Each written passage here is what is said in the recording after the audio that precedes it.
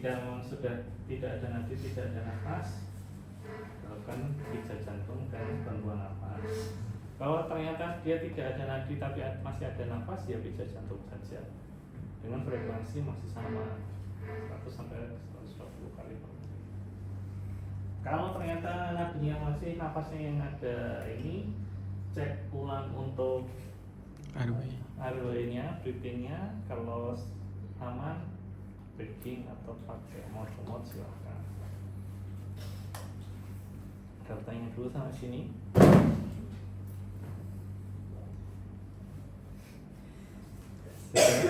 Itu sudah dicontohkan dengan baik untuk proses pijat jantungnya. Posisinya harus agak lurus dengan tangan dominan di atas. Walaupun memang sebenarnya tidak ada patokan ya, kalian intinya senyamannya pemijat ya, tapi biasanya lebih akan disarankan untuk tangan dominan di atas, karena yang tidak dominan itu sebenarnya hanya untuk penumpu saja, tapi yang mendorong kebetulan adalah yang di dominannya. Pastikan yang kelompok sebelumnya itu masih ada yang mengayunnya di siku, itu akan lebih capek karena penumpunya ada di sini dan di sini. Kalau kalian pijat jantung pada kondisi mungkin shift di akhir shift kalian jaga sudah 8 jam jaga, 1 jam terakhir dapat pasien seperti ini, bisa dibayangkan kalian harus minimal 5 kali siklus. Berarti berapa? 1 kali siklus berapa? 30. 1 kali siklus berapa? 1 kali siklus berapa? 30. 1 kali siklus berapa?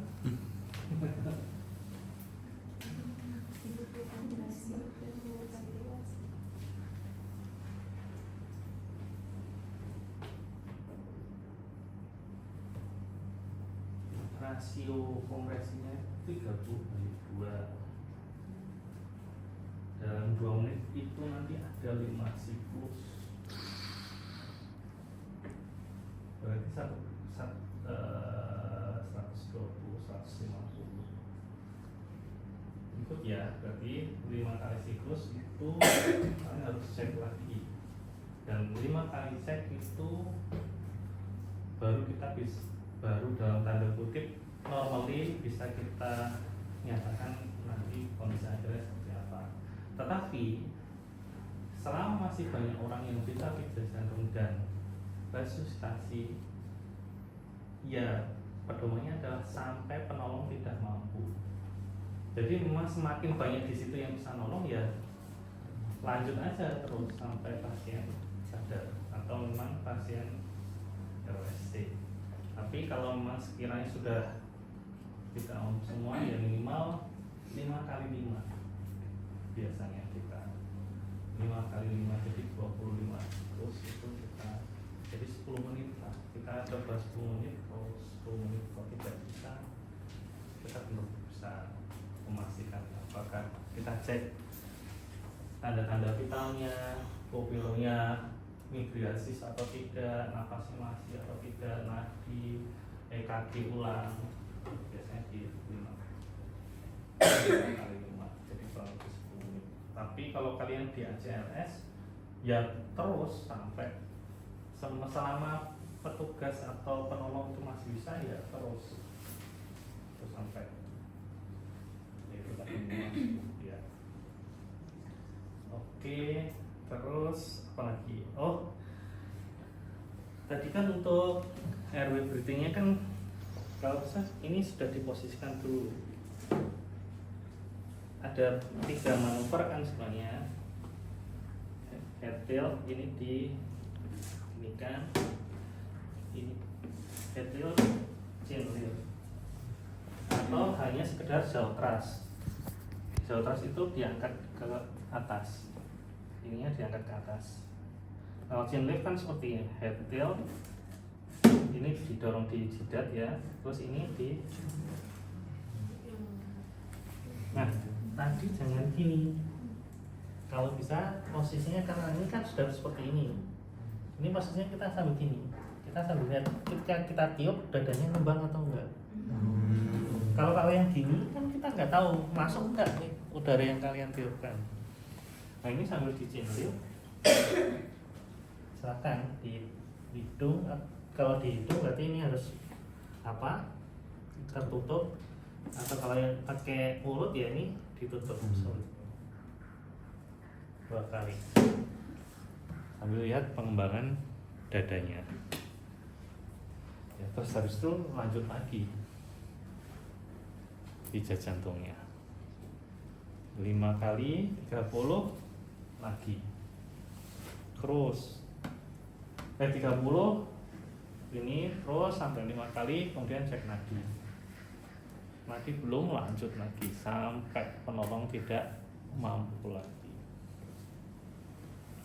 Kalau ternyata sendiri dan kalian khawatir untuk tertular sesuatu dari pasien ya entah COVID atau entah hepatitis dan sebagainya, diperbolehkan hanya pijat jantung dengan rasio kecepatan 100 sampai 120 kali per menit. Itu melanggar hukum? Enggak, karena itu safety penolong ya, safety penolong. Kalau memang tidak memungkinkan untuk ini, apalagi kemarin pas COVID itu sudah pijat jantung terus sampai ada penolong berikutnya yang lebih expert atau dengan backing itu ya. Sekarang yang ini metronom silahkan di set dulu kurang lebih 100 lah biar kalian tahu iramanya. Kalau 120 kan lumayan cepat. Kalau misalnya pakai yang pas mau tumor gitu kan, kalau pakai yang bubuk tinggal 2 kali baca gitu kan. Kalau mau tumor juga sama, tetap 2 kali view. Nah, mana suaranya? Megangnya sudah tahu toh caranya gimana? Ini atau ini? Ini ya. Ini 3 jari di sini, yang 2 jari di sini. Jadi biasanya seperti ini. Pastikan ini memang angkat sambil kita angkat sendir. Ya, 1. Nggak perlu sampai harus gitu, karena harus sesuai dengan irama nafas normally seperti apa. Jadi tidak perlu buru-buru. 1, 2. Ini kan tidak ada 10 detik kan, karena minimal intervensi itu maksimal adalah 10 detik untuk pijat jantungnya. Paham ya? Makanya sekarang itu semuanya pokoknya difokuskan ke pijat jantung. Jadi seandainya memang sendirian tidak mampu untuk sampai kemudian nafas buatan, ya sudah pijat jantung itu sampai kondisi dia bisa LSC. Kenapa seperti itu? Karena sebenarnya kalau mau di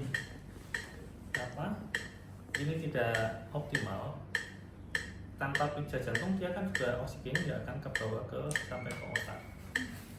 Nah itu akan lebih krusial, oksigennya masuk tapi pijatnya tidak efektif, sama aja dia akan brain damage-nya akan kena. Tapi kalau kita pijat jantung kan tetap akan ada pengembangan dada kan, dia akan mengubah walaupun minimal. Ya itu sudah, kalau ininya airway-nya bersih kan dia masih tetap akan keluar masuk ketika kita melakukan pijat jantung.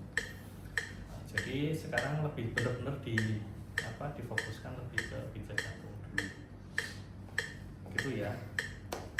Itu alasannya kenapa kita sudah tidak, ya bukan tidak mengabaikan untuk breathingnya ya, tetapi kita bisa agak menyisihkan kalau memang itu tidak memungkinkan untuk melakukan nafas buatan. Dah segitu. Ini sebenarnya hitungannya kan lambat, tapi kurang lebihnya segini. Itu sudah minimalnya tempo kalian. Bahkan nanti di kos pakai bantal, pakai guling, dicoba untuk itu. Tapi besok ketika OC silahkan dipersiapkan fisiknya.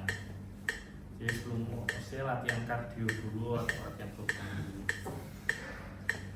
Kalau kalian ada penguji yang baik hati, bukan baik ya, penguji yang baik hati, ya sudah 30, kemudian break 2 kali sudah dilepas.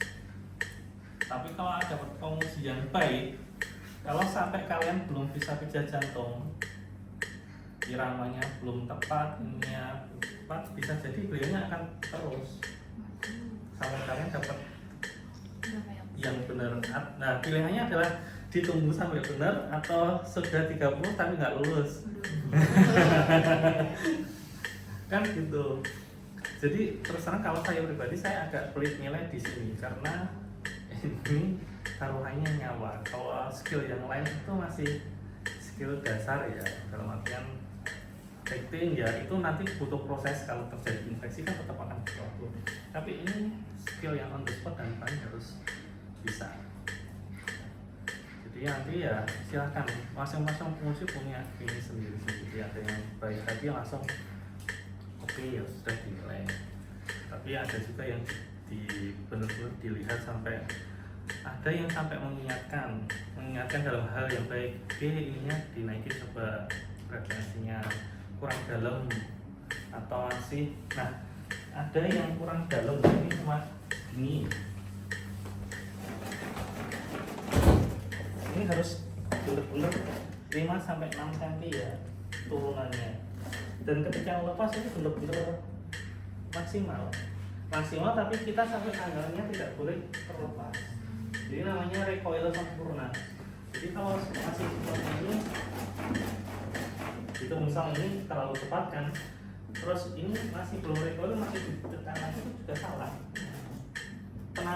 Saya penandanya paling gampang adalah ketika terakhir, biasanya sudah siklus kelima 9, 3 itu kan temennya atau mungkin yang lain sudah set. Nah ini dilepas, dia masih ngembang, belum recoil, itu berarti belum recoil sempurna. Karena ketika recoil sempurna ini sudah segini, ketika dilepas pun tetap hanya naik dikit, naik ininya saja, tapi belum masih itu berarti belum recoil sempurna. Itu ya kurang lebihnya pijat jantung mau besok pakainya kan nggak mungkin kalian baking, oke? Berarti otomatis seandainya tanpa nadi dan tanpa nafas pakai otomot ditiup kayak tadi, posisikan tiup aja sambil melihat sini, terus lagi pijat jantung. Sebenarnya kalau sampai 5 siklus kan hanya 2 menit. Waktu kalian kan 7 menit kan. Makanya kalau yang dapat baik hati 30 dihentikan. Tapi kalau yang mas bener-bener penguji yang baik, dia biasanya akan melihat selama 5 siklus. Jadi siapkan fisik kalian. Kalau mau nyoba dulu, karena kalian akan tahu 5 siklus itu kira-kira kalian akan butuh kekuatan sebesar apa. Ya, gitu. Silahkan, ada yang mau ditanyakan dulu? Ya. Kemarin saya tuh baru baca banget lewat di TikTok. Pasien meninggal karena RJP, keluarganya terus protes. Kayak gitu apakah perlu inform konsen apa enggak sih dok sebenarnya kalau RJP seperti itu? Enggak.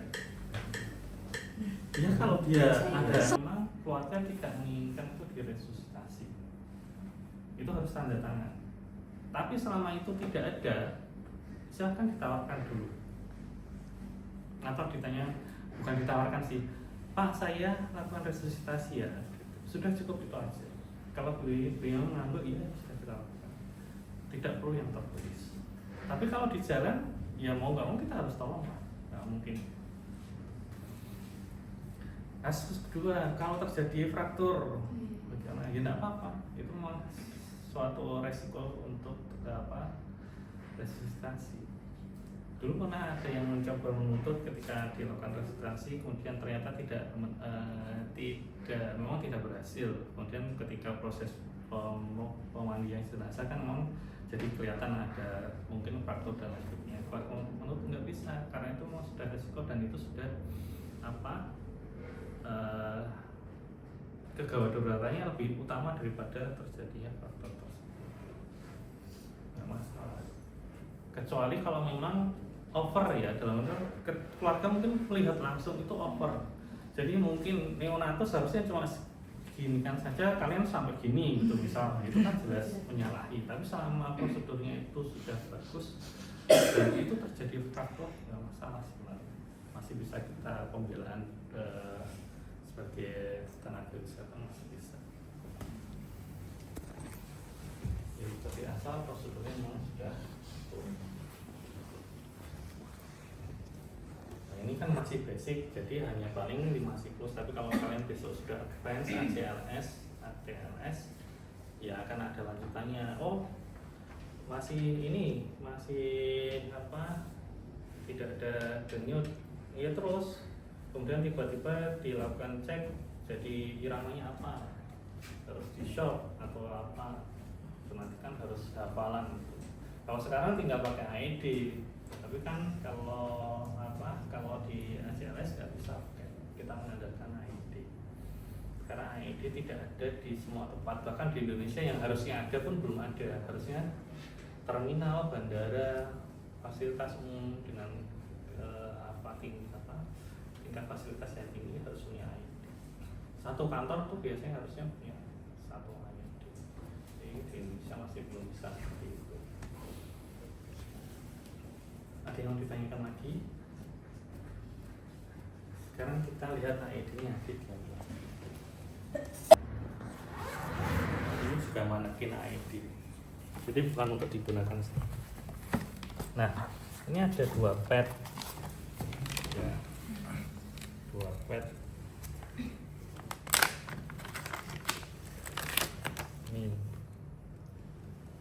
Ini sudah ada, ini harus ditempelkan di mana? Ya, ini berarti di sini. Kemudian ini di sini. Ya, ini dicolokkan dulu ya, ini colokkan dulu, kemudian kita kan sudah kita. Nah, dia akan mendeteksi irama. Nah, dia akan Do not touch the patient. Dia akan Analyzing rhythm. masih asistol, tidak ada denyut atau sudah ada denyut, tapi dengan irama tertentu dia akan otomatis membaca. Shock advised. Nah, kalau Charging. ternyata dia itu sudah ada denyut tapi abnormal, dia akan memerintahkan sesuai, dia sudah ada programnya sendiri. Press the Oh, orange kalau button to deliver a ventricular simulated shock. extrasystole itu dia Press harus the ngapain, dia orange sudah ada button program to sendiri. Dia akan deliver a simulated shock. memberikan Press kejutan the sesuai orange dengan button to programnya deliver dia. a Maka ini simulated tadi shock. diminta silahkan Press the orange button to amankan, tidak deliver boleh ada a ini itu dan simulated sebagainya. shock. Dia akan, dia otomatis dia akan stop sendiri. Kita tinggal Dare to do ini aja. CPR. Shock, dia sudah siap, press button, dia akan nge-shock di sini. Sudah, dia membaca lagi. Terus itu sampai beberapa kali shock atau sampai benar-benar itu adalah ROSC. Ya, nadinya normal, padang jantungnya normal, iramanya normal, baru kita bisa posisikan ROSC. Miring ke kiri, tangan kiri lurus ke atas, tangan kanannya menumpu ya, menumpu kepala untuk menyangga kepala, kaki kiri lurus, kaki kanannya ditekuk. Di situ sudah ada contoh gambarnya. Kalau sudah ROSC.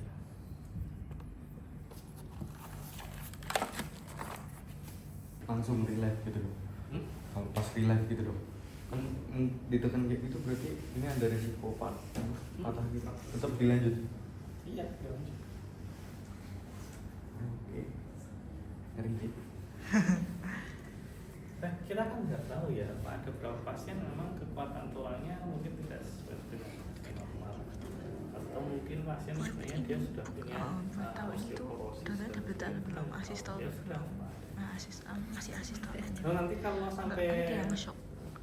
kena paru dan sebagainya, kena paru pneumonia, tapi kalau dia pada akhirnya meninggal ya sudah. Tapi kalau dia akhirnya live kan masih bisa ditangani untuk pneumonia, pneumotorak atau hemotorak kan masih akan bisa ditangani untuk lanjutan. Tapi akses kita, target kita kan beliau masih hidup. Berarti perlindungan hukumnya ini ya dok ya, aman ya? Aman.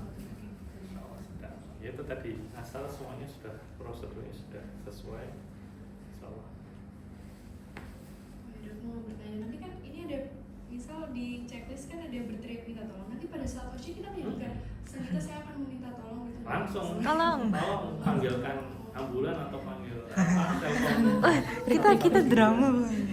Jadi sudah nggak kayak tadi, sudah nggak cocok buat OC. Jadi ya kalian datang itu ini paling sudah di, entah sudah di bawah atau sudah di sini. Begitu kamu baca, kamu langsung kasusnya apa, nggak perlu saya lakukan sudah langsung lakukan aja. Karena ya bener-bener simulasi untuk kegawat darurat.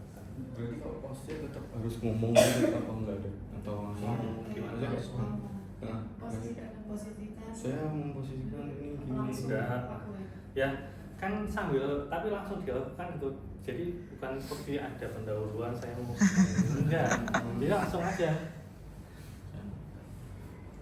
dilakukan AJP di darah sternum gitu dengan durasi 30 gantung. Dihitung ya 1, 2, 3 2, 4, 6, 7, 9 1 berarti baru 10 2, 4, 6, 7, 9 2 2, 4, 6, 7, 9 3 itu harus dihitung. Kenapa? Biar penguji juga mendengarkan, seandainya itu real life juga yang backing tuh tahu, oh sudah 30. Kan kadang-kadang yang backing dia sambil harus mempersiapkan yang lain-lain. Mungkin kadang-kadang baru bisa memasang itu pas hitungan ke 20 dia baru bisa masang, tapi dia tahu oh sudah 20 nih, saya harus segera mungkin. Ini harus tetap kalian omongkan, biar yang lainnya itu yang sekitarnya yang nanti bisa ikut ngomong bisa mempersiapkan diri. Oh ini udah 5 siklus, biasanya akan ditawari ganti enggak 5 siklus tuh. Kalau sudah 5 kali 5 itu biasanya kita ganti 2 menit, karena 10 menit itu benar-benar menguras tenaga kalau kita sudah di RCP. Ada pertanyaan lagi? Jadi kalau pas OC itu aku sama Nadia boleh disebutnya langsung ke RJP? Enggak, no. Tetap. Kasusnya misal di situ didapatkan pasien tidak sadar di sini, sudah apa di ini terus tidak pasien responsif, Pak tolong ada pasien tidak sadar, periksa nadi, periksa nafas, atau kalian gini silakan. Nah itu pengusi akan memberikan kunci, nadinya ada atau tidak, nafasnya ada atau tidak. Kalau pengujinya diam berarti asumsikan bahwa memang tidak ada nadi, tidak ada nafas. Kan ini nggak ada nadi, nggak ada nafas kan, asumsikan itu sudah lakukan pijat jantung sama nanti untuk apa bantuan nafasnya itu ya. Nanti kalau pengusinya bilang nadinya teraba tidak ada nafas, ya kamu berarti backing. Nah kalau backing saja gimana? Belum ya tadi ya. Kalau backing saja ya asumsinya seperti frekuensi nafas normal kurang lebih 20-24 kali per menit. Jadi tidak perlu tergesa-gesa, kayak kalian lihat nafas 1 pastikan dulu ini chin lift ya, minimal di chin lift. Nah ini dipasang mobil kita mana?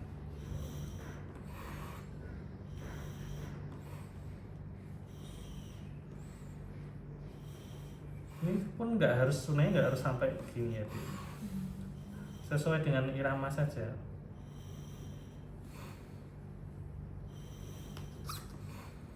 Itu terus sampai nanti berarti kurang lebih 2 menit cek EKG sama kan 5 siklus kan 2 menit cek sudah ada, kalau enggak ya breathing terus seperti itu. Atau kalau enggak ternyata penguji bilangnya pasien nafas tadi tidak teraba gitu. Ya sudah tidak saja bisa jantung saja tuh. Tapi jarang-jarang sih itu dipisah jarang sekali, ini tetap dua-duanya tidak ada.